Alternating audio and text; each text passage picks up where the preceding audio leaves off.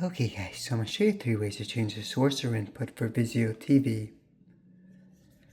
So of course if you have the remote, you should have the input button. Press that. So for me, for example, we can change to HDMI.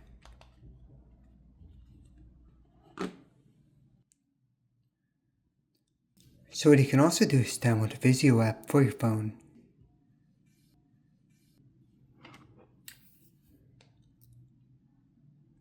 Press an input. We'll switch to HDMI too. So one more thing is you guys should have a power input button. So maybe on the back, maybe under it. So for mine it's at the bottom. Go and press it. So now you can keep pressing the button to cycle between inputs. So we'll go back to HDMI 1. When you find the one you want, just let go or hold the button for 3 seconds. Okay guys, thanks for watching.